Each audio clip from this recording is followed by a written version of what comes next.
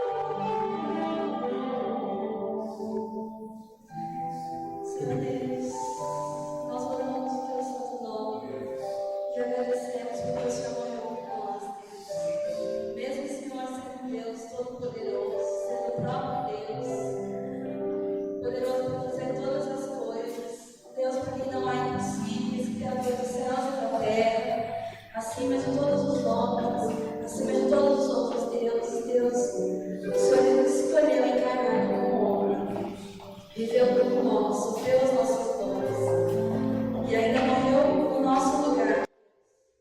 Sofrendo a dor que nós deveríamos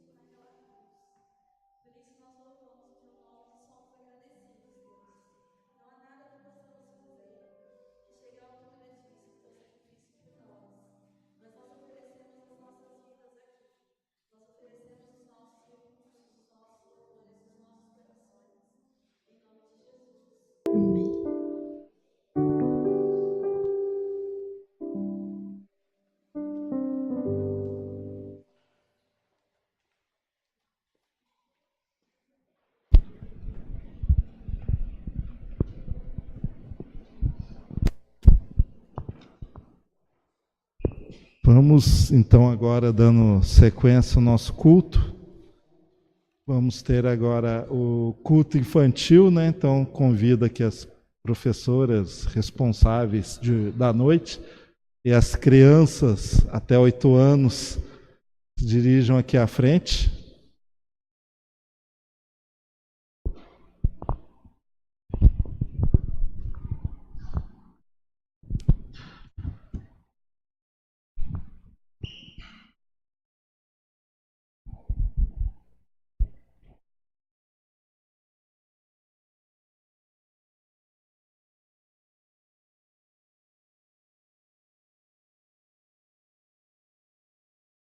Vamos orar então pelo culto das crianças. Senhor Deus, eterno Pai, nós chegamos à Tua presença ainda, te pedindo, Senhor, que realmente abençoe essas crianças que estão aqui reunidas, que elas possam realmente receber o Seu ensino, mas de acordo com a idade, que elas possam compreender a necessidade de Cristo em suas vidas. Em nome do Senhor Jesus Cristo, nosso Salvador. Amém.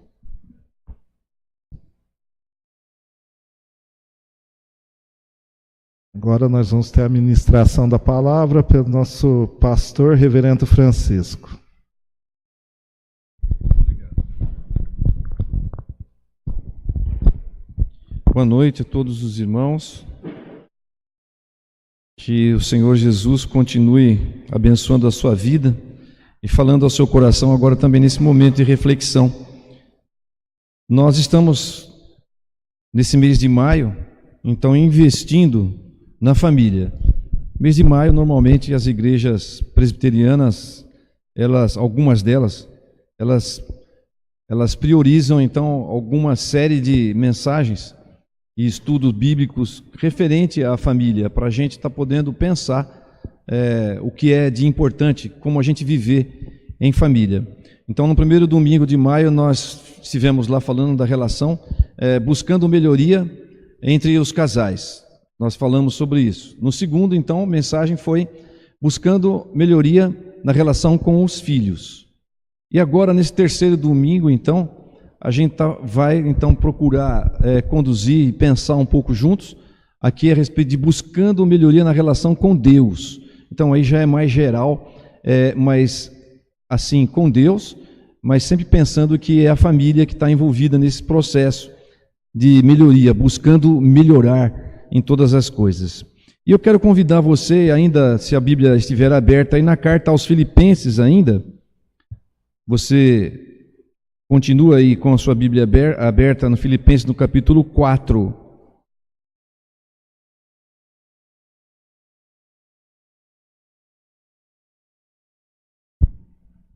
Filipenses capítulo 4, a partir do verso número 8. Então, até o 13, e assim está registrado. Finalmente, irmãos, tudo o que é verdadeiro, tudo o que é respeitável, tudo o que é justo, tudo o que é puro, tudo o que é amável, tudo o que é de boa fama, se alguma virtude há e se algum louvor existe, seja isso o que ocupe o vosso pensamento. O que também aprendestes e recebestes e ouvistes e vistes em mim, isso praticai, e o Deus da paz será convosco. Alegrei-me sobremaneira no Senhor, porque agora, uma vez mais, renovastes a meu favor o vosso cuidado, o qual também já tinhais antes, mas vos faltava a oportunidade. Digo isto não por causa da pobreza, porque aprendi a viver contente em toda e qualquer situação. Tanto sei estar humilhado como também ser honrado. De tudo e em todas as circunstâncias já tenho experiência, tanto de fartura como de fome, assim de abundância como de escassez. Tudo posso naquele que me fortalece. Senhor, em nome de Jesus, estamos diante da Tua palavra que é poderosa para mudar a nossa vida. Senhor, a Tua palavra muda a nossa vida quando o Senhor age com o Teu Espírito. Por isso, Senhor, nós imploramos a Ti que o Senhor tenha misericórdia de nós e fala aos nossos corações por meio do Teu Espírito Santo e muda a nossa vida para que sejamos cada vez mais agradáveis a Ti e o Seu nome seja honrado e glorificado dignamente. Abençoa a Tua igreja, o Teu povo que precisa de pão. Dá, Senhor, de comer para os Teus filhos, em nome de Jesus. Amém. Aqui estamos, então, diante do texto da palavra do Senhor e o tema, então, agora é buscando melhoria na relação com Deus. Esse é o tema principal, não é? E na abertura, então, eu quero falar para vocês a respeito de um médico, de um rapaz, um jovem rapaz, que se alistou naquele programa Médicos Sem Fronteiras. E ele esteve lá, foi para um daqueles países onde eles atuam, onde há muita miséria, há muita dor e também há hostilidade. E ele ali, sob a proteção da ONU, ele estava lá enfrentando grandes dificuldades. E lá ele pôde tomar contato, então, com a realidade do ser humano, o quanto o ser humano pode ser cruel, o quanto o ser humano pode ser devastador em suas atitudes, e um povo miserável, faltava tudo. E ali, então, tomando contato com aquela situação, ele, que já nem acreditava muito em Deus, ele ficou pensando se realmente Deus se importava com aquela situação, porque aquelas pessoas estavam vivendo tamanho sofrimento. E nesse seu trabalho, ele teve contato, então, com uma senhora. Pode mudar o slide? Ele teve um contato com uma senhora, já de meia idade, e ela, então, estava muito necessitada. Ela estava cega, ela já não enxergava, debilitadíssima em sua saúde, e ele começou a tratar dela com os medicamentos e com algum alimento também, e ele começou a ter um contato com aquela senhora com frequência. Ele percebeu que aquela senhora, ela demonstrava uma alegria, e ela demonstrava gratidão a Deus. E ele se incomodou com aquilo e falou: mas senhora, o seu país vive nessa miséria tremenda, o seu povo vive sofrendo, a senhora acha mesmo que Deus se importa com tanto sofrimento assim como vocês têm vivido?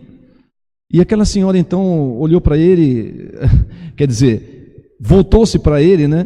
Porque ela não enxergava, e disse: você tem razão, o nosso povo já há muito tempo vem sofrendo e é grande o nosso sofrimento. E o que me sustentou até aqui é a fé que eu tenho no meu Jesus, no meu Cristo que sofreu tanto por mim. E hoje eu vejo que as minhas orações não foram em vão, porque eu estou vendo vocês aqui, vocês estão aqui, estão nos ajudando, e eu vejo a mão de Deus nesse lugar. Aquele jovem então foi impactado por esse testemunho, e ele começou a procurar saber mais a respeito de Cristo. E ele se envolveu então com isso, e depois ele continuou no programa, mas ele nunca mais foi o mesmo. E ele começou a perceber que aquela situação não era realmente um abandono de Deus para com aquelas pessoas, mas aquelas pessoas é que viraram as costas para Deus desde o início. Foi isso que ele chegou à conclusão. E ele se envolveu ainda mais nesse programa e ainda teve mais contato com aquela senhora. E aquela senhora que era cega, ele percebeu que ela tinha cataratas. E aí ele conseguiu enviá-la para uma cirurgia e ela passou a enxergar. E ele se alegrou muito e disse assim consigo mesmo, falando assim: olha, eu não posso mudar o mundo, mas eu posso fazer algo pelas pessoas. E ele trabalhou por mais 5 anos nesse programa, e ele não só levou então os remédios, o alimento, mas ele passou a levar também a esperança para aqueles lugares onde ele se envolvia. Meus irmãos, volta por favor.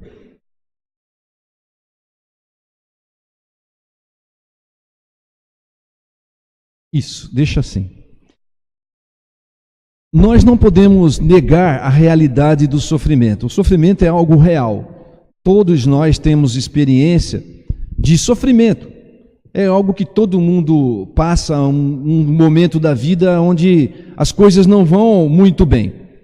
Mas nós encontramos algumas pessoas e às vezes as pessoas que realmente estão dentro da casa de Deus e que passam sofrimento e não se conformam com aquela situação que está vivendo aquele momento. Acha até assim, briga até com Deus às vezes, né? Fala assim, mas Deus, isso não é justo o que eu estou vivendo aqui. Realmente não é justo, eu não concordo com isso. E essa situação às vezes ela é até fomentada por uma teologia que nós temos visto, não aqui na igreja, graças a Deus, e não muito também nas igrejas presbiterianas, pela graça e misericórdia de Deus, só pela graça e misericórdia de Deus mesmo. Mas algumas igrejas que se levantam aí, que negam a realidade do sofrimento. E essas pessoas que rejeitam qualquer tipo de sofrimento. Ora, é uma teologia antibíblica, porque a Bíblia mesmo está repleta de homens e mulheres de Deus que passaram por momentos terríveis de sofrimento. Foram profetas, homens chegados a Deus, que foram enfiados em poços de lama, que foram chicoteados, que foram perseguidos, que queriam cortar-lhe as cabeças.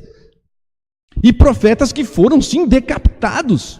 Nós vimos isso na Bíblia. Se você já leu a Bíblia, você vai ver homens e mulheres de Deus passando por situações que ninguém gostaria de passar. E o que falar também daqueles que seguiram a Jesus bem de perto, os mártires. Foram martirizados, quase todos os apóstolos foram martirizados, foram decapitados, foram crucificados, foram apedrejados, com exceção talvez de 3 que morreram por morte natural. Os demais, todos eles passaram por terríveis situações. Outros homens, se você olhar a história da igreja, homens que foram, os crentes mesmos, né, perseguidos, lançados às feras, queimados vivos. Nós não podemos negar a realidade do sofrimento. Ele pode alcançar qualquer pessoa. Você mesmo já deve ter passado por momentos terríveis, ou por momentos de tristezas, por momentos de dor, de sofrimento, de depressão, quem sabe. Mas o Senhor te livrou. O Senhor te abençoou, com certeza. E você está aqui, não é? Filipenses, como o Oswaldo, parece que o Oswaldo leu o meu sermão, né? O Oswaldo diz que Filipenses, realmente, ele é chamada a carta da alegria, porque não existe nenhum outro lugar no Novo Testamento de tanto que se fala nessa carta de alegria. E o Oswaldo também falou, olha, mas é interessante porque que Paulo falou tanto de alegria e Paulo estava preso. Não é verdade? Filipenses, na verdade, nós já falamos, já demos uma introdução dessa carta. Paulo dizia que os filipenses era a coroa, era a alegria dele, fruto da segunda viagem missionária de Paulo no continente europeu. Foi a primeira investida de Paulo no continente europeu. Essa carta de Filipenses, junto com outras, com carta, por exemplo, Filemão, a carta aos Colossenses, a carta a carta de Efésios. Essas cartas são chamadas as cartas das prisões, porque Paulo estava preso. Verdadeiramente Paulo estava preso, e a carta aos Filipenses é entendida, reconhecida como a carta da alegria. Momentos difíceis são possíveis, claro que sim, não é? E quando esses momentos chegarem, o melhor é estar com Deus, o melhor é ter um bom relacionamento com Deus, e é isso que nós estamos falando essa noite, é disso que nós vamos falar essa noite. Paulo tinha intimidade com Deus. Sim, ele tinha, ninguém pode negar isso. Paulo era um homem que tinha uma intimidade, que ele estava muito próximo de Deus. Paulo, antes de ir para os Filipenses, ele estava determinado a ir para a Ásia. Ele queria investir na Ásia, mas, divinamente instruído, ele disse: não, eu vou para o Ocidente, eu vou para a Macedônia. E esse investimento de Paulo, ele mudou para sempre o continente. Nunca mais, o continente foi altamente abençoado, o continente ocidental, não é? Então assim entrou ali por Filipenses, e ele seguiu ali por diante, não é? E ali então a Europa foi então abençoada com o Evangelho. Assim foi então a vida de Paulo. Então nós estamos dizendo isso porque Paulo realmente tinha intimidade com Deus.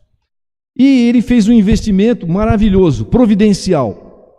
E ele então pregou num solo fértil ali, os Filipenses, um solo que estava preparado para receber o Evangelho. Mas eu quero dizer a vocês também que mesmo um solo preparado para receber o Evangelho, às vezes, por vezes, ele é regado por lágrimas, ele é regado por suor, e não poucas vezes também ele é regado por sangue. É realidade, porque é bem possível que esses investimentos custem alguma coisa, e custou para Paulo, não é? Mas nessa carta, então, o que nós estamos querendo enxergar aqui, então agora nós vamos colocar esse slide, que podemos melhorar o nosso relacionamento com Deus, mantendo uma mente com pensamento ordenado. Mas onde está isso? O que isso está querendo dizer? Bom, pensamento positivo seria um pensamento ordenado? Eu acho que sim. Um pensamento positivo é sempre bom, não é verdade? Mas então é positivismo o que nós vamos falar aqui? Bem, ninguém pode negar que uma mente positiva, ela sempre leva você para frente, ela sempre motiva você a continuar, não é verdade? E é bom também encontrar com gente que tem um pensamento positivo, porque é péssimo, é muito desagradável você encontrar com alguém na rua. Você já aconteceu com você? Você encontra com alguém e fala assim: oh, que bom te encontrar, como é que você está? E a pessoa começa a fazer um relatório da vida, de todo o desfavor que ela considera, assim: nossa, olha, eu estou triste por causa disso, olha, aconteceu aquilo lá também, olha, eu tropecei, machuquei o dedão, olha, você nem queira saber, e começa a fazer um relatório altamente pessimista, e você que estava tão feliz, você começa a ficar deprimido também, porque é tanta informação negativa. Então é sempre bom a gente encontrar com gente que não murmura, não é? Que não vive sempre murmurando, que não vive pelos cantos, né? Se queixando da vida a todo momento, qualquer coisa que acontece nunca está bom. Aquelas pessoas que viram um especialista em murmurar. E se a gente faz alguma coisa, bastante alguma coisa, a gente fica bom nisso, não é verdade? E se você é um especialista em murmurar, você vai ficar uma pessoa que ninguém vai te suportar ficar ao seu lado. É verdade? Não é? E você também não pode se esquecer, se você ler o livro de Números, no seu capítulo 11, o povo que era um povo de Deus e que atravessava o deserto e que tinha o fogo de Deus na frente guiando o seu caminho pela noite, que tinha uma nuvem durante o dia ali para cobrir do sol e que recebia o maná e que Deus cuidava daquele povo. Era um povo que vivia murmurando, e Deus se indignou com a murmuração do povo e lançou fogo ali ao redor do arraial daquelas pessoas que viviam em murmuração. Que não seja assim a nossa vida, né? Uma vida de murmuração, para que nós não venhamos a receber esse fogo, não desse jeito, né? Fogo de Deus. Tem gente que quer o fogo do Espírito Santo, é maravilhoso, né? É o fogo do Espírito Santo, mas não o fogo abrasador de Deus, né? Porque o nosso Deus é fogo consumidor. Então nós temos que andar com a nossa mente alinhada, nós temos que ter um bom relacionamento com Deus. Então, por que eu estou dizendo isso? Porque no verso número 8, vocês leram lá na carta, e ele dizia assim que finalmente, meus irmãos, olha, tudo que é verdadeiro, tudo que é respeitável, tudo que é justo, então são coisas frutíferas, são coisas que brotam, são coisas que florescem, são coisas que deixam a nossa vida melhor. Se tem algum louvor, se alguma coisa existe, se vai trazer edificação, olha, você tem que povoar a sua mente com isso. É isso que Paulo está dizendo. Muita gente fala assim, então é só positivismo. Não, mas Paulo está dizendo, é isso aí, olha só. Você tem que ter o quê? Povoar a sua mente com coisas maravilhosas. Você tem que ter coisas boas, um filtro na sua cabeça deve ter para filtrar aquilo que não serve, aquilo que não vai fazer bem para você. Você tem que filtrar e parar de pensar nisso e pensar nas coisas que edificam. O reverendo Walter Cavert, ele é um ministro presbiteriano do século passado. Ele fez uma investigação e detectou que a nossa mente, segundo a investigação dele, a nossa mente ela está povoada com 92% dos pensamentos que passam por nossa mente, são pensamentos que não aproveitam muito. São pensamentos de coisas, são desdobramento de situações que provavelmente nunca vão acontecer. Já aconteceu com você? Você ficar pensando numa coisa, você tentar ficar imaginando alguma coisa, você tem alguma coisa para resolver, e você ficar pensando nos desdobramentos daquilo lá, você fala assim, você chega a uma conclusão, mas isso acontece comigo muitas vezes. Mas isso nunca vai acontecer. Eu tenho tentado vigiar a minha mente, porque eu tenho muito disso, e eu perco muito foco por causa disso, vocês sabiam? Porque eu fico tentando imaginar as consequências de alguma coisa que eu tenho que fazer ou que está acontecendo. E aí eu sou levado a coisas, assim, olha, depois eu paro assim, eu estou vigiando. Aí eu falo assim, nossa, mas isso não vai acontecer nunca. Nunca isso vai acontecer. Aquilo só faz o quê? Só gasta a minha energia. Só tira a minha energia. Já aconteceu com você isso? Você ficar preocupado com o negócio e ficar tentando imaginar o que vai acontecer? E você é levado e é conduzido a uma situação de que, mas isso aqui é uma loucura, acho que eu estou ficando louco, isso aqui nunca vai acontecer. Mas você já pensou, você já perdeu tempo com aquilo lá. Então ele chegou a essa conclusão. São coisas que não estão no nosso controle, que a gente fica tentando imaginar para ter o controle delas. Não é verdade? Então foi isso que ele pensou. Nós não devemos alimentar pensamentos falsos, pensamentos falhos. Nós devemos sim nos lembrar da armadura de Deus. Ora, da armadura de Deus? Sim, da armadura de Deus. Então, o que diz a armadura de Deus? Lá em Efésios, estáis, pois, firmes, cingindo-vos com a verdade. Ora, cingindo-vos com a verdade. O texto que nós falamos aqui, finalmente, irmãos, tudo o que é verdadeiro. Ora, se nós temos que povoar com tudo o que é verdadeiro, e a armadura de Deus fala, você deve estar vestido ou revestido com a verdade. E o que é a verdade? Um investimento que vai trazer paz ao nosso coração. Um investimento que vai trazer benefício para nós. A verdade? Um investimento que traz paz. Então ali está um outro investimento. Tu, Senhor, conservará em perfeita paz aquele cujo propósito é firme, porque ele confia em ti. Propósito. Se você tem um propósito, a sua mente está focada. Você tem um objetivo, você está diligentemente focando na verdade. E mais, não é? Você está focando na palavra de Deus. Você está permeando a sua mente com a palavra de Deus, que é a única verdade que existe. A verdade absoluta e sem falhas é a palavra de Deus. Se você tem isso em mente, que você deve estar povoando os seus pensamentos com a palavra de Deus, você vai melhorar o seu relacionamento com Deus, porque você vai conhecer cada vez mais o Deus da palavra, e você vai ver que Ele é um Deus justo, Ele é um Deus que te ama, Ele é um Deus que quer o seu bem. O Evangelho é toda a verdade de Deus.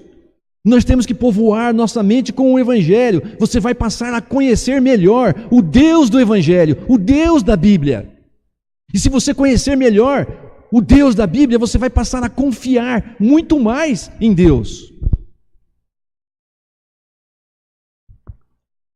Esse era o slogan da Volkswagen há muito tempo atrás. Quem conhece, confia. É a realidade. Se você realmente passar a conhecer ao nosso Deus, de verdade, segundo a Escritura, você vai passar a desenvolver uma confiança poderosa. E você vai poder dizer que nem Paulo, tudo posso naquele que me fortalece, porque é Ele quem te fortalece, através da sua palavra. Aí sim você vai poder enfrentar as adversidades da vida com maior ânimo. Não estou dizendo aqui que você não vai ter adversidades. Não estou dizendo aqui que você não vai ter mais dores. Não estou falando isso. Eu estou falando que você vai poder enfrentar com outro ânimo, com outra confiança. E você vai poder dar bom testemunho de um Deus o qual guarda o seu coração, de um Deus o qual guarda a sua mente e que leva você para frente com esperança, com confiança, mais alegre, mais leve. O fardo de Jesus é leve. Aí está, então, a verdade. O melhor investimento que nós poderíamos fazer é esse, é investir no conhecimento, na verdade, como está falando lá, tudo que é verdadeiro, e não é nada mais verdadeiro do que a Bíblia que você tem na sua mão, porque ela é a palavra de Deus. As demais virtudes que estão ali nesse texto, ele é respeitável, ele é tudo que é justo, ou tudo que é justo, ou tudo que é amável, tudo que é de boa fama. Todas essas outras virtudes, ela está subordinada a esse primeiro item que nós tratamos aqui, o conhecimento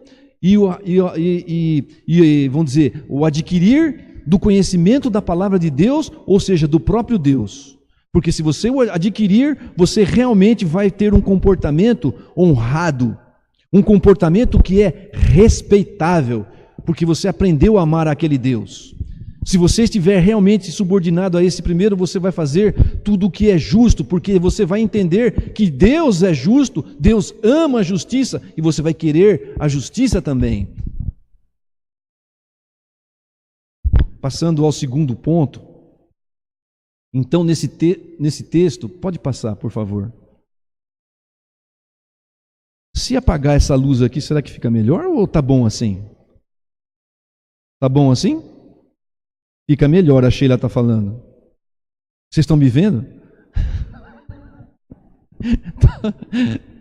Ó, é ao vivo isso, certo, gente? É ao vivo, nós estamos passando para o Facebook, ao vivo. Será que eles estão vendo lá, Duda? Bem legal? Isso, você aí que está vendo a gente ao vivo, não é? Deus te abençoe. Vem aqui conosco, é bem diferente aqui, viu? Não é? Estou aprendendo isso, estou falando com os internautas, não é?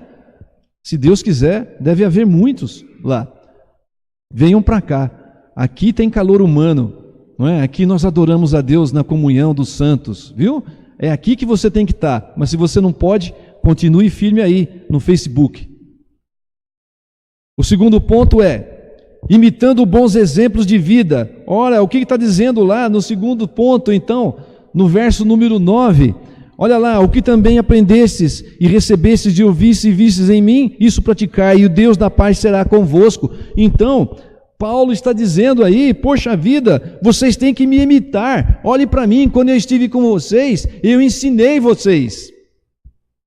E mais do que ele ensinou, o seu ensino foi validado. Por que foi validado? Porque ele mostrou como era. Ele mostrou como era. Ele ensinou e mostrou como se faz.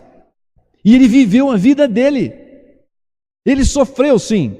Mas nós não podemos esquecer que Jesus também sofreu. Jesus também passou emoções, não é? Jesus também se emocionou. Jesus provavelmente deu muita gargalhada, sim, com os apóstolos. Por que não? Ou vocês têm a ideia de que Jesus era aquele sujeito só, né? Não, Jesus sorria.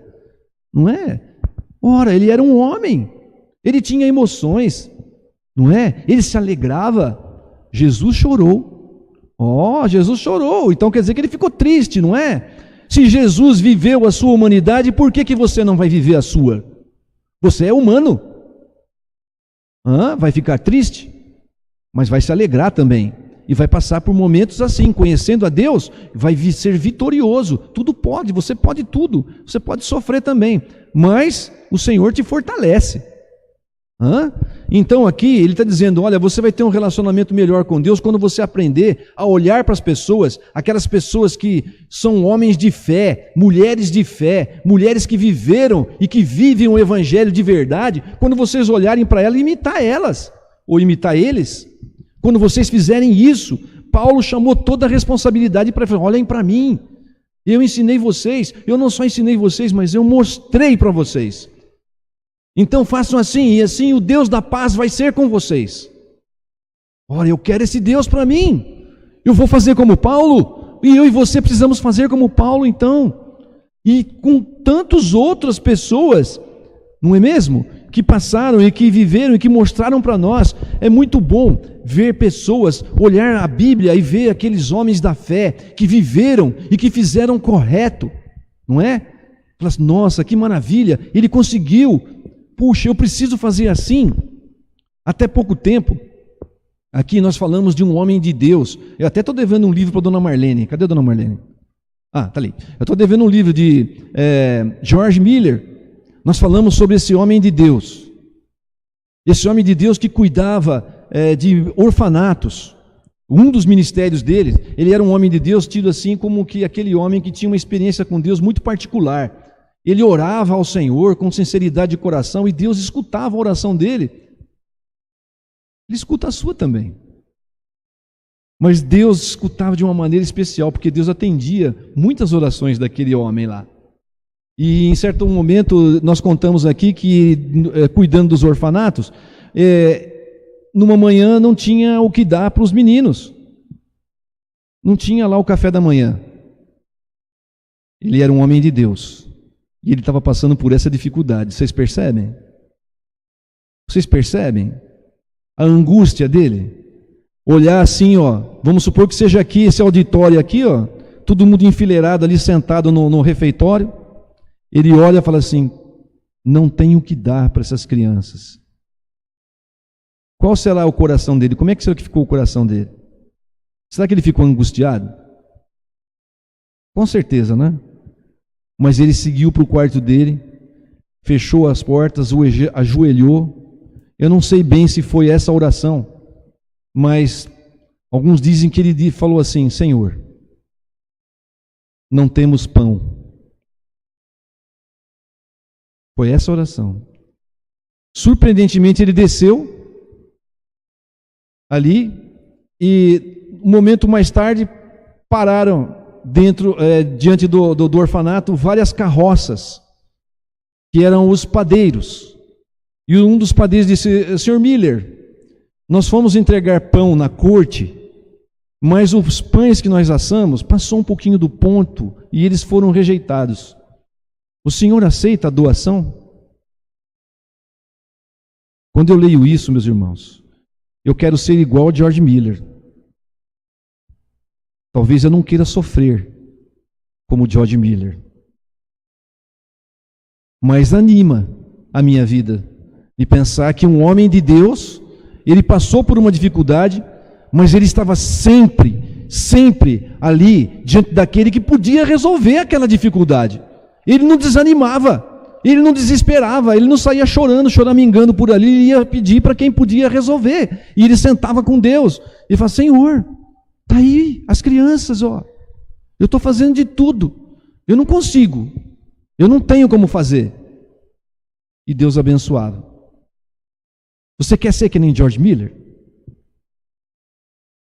Eu quero. Então, nós temos que imitar as pessoas que realmente andaram com Deus. Você tem que ter boas companhias, você tem que ter bons exemplos na sua vida, para você fazer se não for, você tem que ser, olha, você pode não ser George Miller, você pode não ser, sei lá, qualquer outra figura que Deus usou, mas você vai ser a melhor versão de você mesmo. E eu quero ser a melhor versão de mim mesmo. Você quer ser a melhor versão de você mesmo? Então, observe as pessoas que andam com Deus. Procure andar com elas, procure conhecê-la também. Isso pode ser importante para nós. Você quer se relacionar melhor com Deus? Então leia a Bíblia. Conheça o Deus da Bíblia. Você quer ter um relacionamento melhor com Deus? E a sua família prosperar? Ah, prosperar é bom. Sim, imite aqueles homens e mulheres de Deus. E o terceiro ponto, e último ponto, então, nós podemos ter um melhor relacionamento com Deus, empenhando-se para ter uma atitude de contentamento. Né? Já deu 30 minutos, mas eu tenho que falar o último ponto. A Ângela falou assim, quando der 30 minutos eu vou te falar. Mas tem o último ponto aqui. Eu não posso deixar de falar esse último ponto para vocês, tá bom? Eu vou falar, tenham paciência, mas esse último ponto é o contentamento. Então, eu vou contar uma história. Vou fazer o quê? Eu tenho que contar essa história. Tinha uma mulher, essa mulher, ela confessou que depois, quando ela se converteu, depois de um tempo, ela se converteu, o Heitor já está dando risada porque eu já contei para o Heitor. A história final é uma adaptação, mas ela confessou que quando ela era nova convertida, ela jogava na Mega Sena. E ela tinha um desejo muito grande de ganhar na Mega Sena. E ela jogava na Mega Sena e ela orava a Deus, né? E ela falava, Senhor, eu quero ganhar na Mega Sena. E ela não ganhava. Ela nunca ganhava, outros ganhavam. Mas ela aprendeu que a oração tinha que ser perseverante. E ela perseverava na oração pedindo a Deus, Senhor, eu quero ganhar na Mega Sena. E ela fazia essa oração. E eu mesmo conheci uma senhora que jogava naquela telecena, né? Fazer o quê? Estava lá. E ela queria ganhar, e ela percebeu que o Deus não respondia, e ela achava que não era muito certo aquilo, porque na verdade ela tinha boas intenções. Ela falava assim, todo mundo já deve ter pensado assim, nossa, se eu ganhasse muito dinheiro, os meus familiares, eu ia ajudar meus familiares, todo mundo ia dar uma casa para o meu filho, maravilhoso, né? E ela tinha boas intenções, ela falou, Senhor, eu tenho boas intenções, eu vou ajudar muita gente, eu vou até ajudar a igreja. Se ganhar na Mega Sena, 10% é da igreja. Alguém aqui joga na Mega Sena? Eu preciso orar por você. Não? Se quiser depois do culto me procurar, eu posso orar por você também. Brincadeira, viu, gente? Mas aí, então, o que aconteceu foi que, no decorrer do tempo, ela ficou muito doente. E uma doença letal. Aí, os desejos, o investimento na oração, a própria oração mudou. Aí ela orava pela vida. E ela orava intensamente, para não morrer. Muitas visitas dos pastores, os irmãos, joelho no chão, a família. Longos períodos de tratamento no hospital, e Deus abençoou aquela senhora e ela foi livrada. Deus deu mais um tempo para ela. E ela passou a entender, então, dizendo assim, puxa, eu não preciso de tanto. As coisas mais simples o dinheiro não pode comprar. As coisas mais importantes o dinheiro não compra. E ela passou a sentir um contentamento de tudo aquilo que ela estava vivendo dali para frente. A presença da família, a presença do esposo, a presença dos filhos, os irmãos da igreja que visitaram. E ela sentiu um calor tão grande dos irmãos que estavam lado a lado. Aquilo foi maravilhoso para ela. E ela falou, eu preciso de pouco para estar contente. Mudou completamente a vida dela. Mudou muito a perspectiva de vida, e aquilo que parecia tão importante para ela já não era mais. Se você é um descontente, um inveterado descontente, ora, há solução. Há solução para você e para mim. A boa notícia é que nós podemos aprender a estar contente, porque Paulo aprendeu. Paulo aprendeu a estar contente. Nós podemos aprender também a estar contentes. Paulo aprendeu a estar contente em toda e qualquer situação. Ora, se Paulo aprendeu a estar contente, nós também podemos aprender a estar felizes em toda e qualquer situação. Paulo aprendeu vivendo a sua vida, tendo experiências. Você também pode ter experiências. Ora, aquela senhora teve uma experiência e ela colocou todo o seu coração e toda a sua confiança em Deus e percebeu que para estar contente não precisa de tanta coisa assim. E você também, na experiência da sua vida, você também pode aprender isso. Eu também posso aprender isso. Nós precisamos pedir para Deus nos ajudar a aprender essa lição, que nós não precisamos de muito para ser verdadeiramente feliz. Nós precisamos ter um bom relacionamento com Deus, aprender a confiar no Deus que provê todas as coisas. Nós precisamos mais do que isso, precisamos andar com esse Deus que gera o contentamento no nosso coração. Nós precisamos entender que aquele Deus que nos amou incondicionalmente, porque não havia nada em nós, mas Ele nos amou e entregou seu próprio Filho por nós. Nós precisamos dar uma resposta para esse Deus e confiar incondicionalmente nesse Deus que nos amou incondicionalmente. Eu e você, nós precisamos aprender a confiar incondicionalmente, não importa qual a situação, nós temos que confiar, porque Deus é conosco, e você pode dizer como Paulo: tudo posso naquele que me fortalece. O Senhor abençoe a nossa vida nesse sentido, e que nos ajude a aprender a viver contente em toda e qualquer situação. Paulo estava numa prisão, recebeu um donativo e ele se alegrou, mas não foi por causa do donativo. Primeiro ele se alegrou no Senhor, e depois ele se alegrou porque os filipenses estavam alegres em fazer aquilo, porque os filipenses entenderam que existem outras coisas importantes que nos deixam contentes. Nós precisamos aprender a confiar nesse Deus maravilhoso que nos amou incondicionalmente. Confie também incondicionalmente. Hoje nós aprendemos então que para ter um relacionamento, melhorar o nosso relacionamento com Deus, nós temos que manter a nossa mente focada na verdade. Nossa mente e nosso coração devem estar focados na verdade.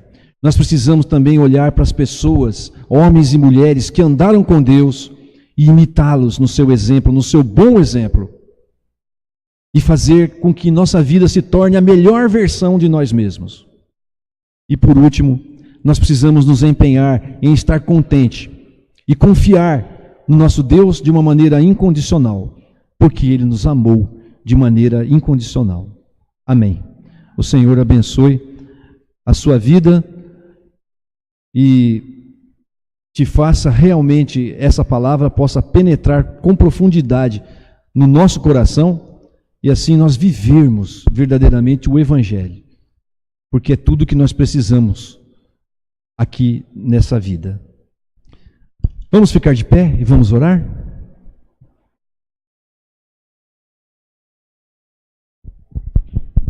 Senhor,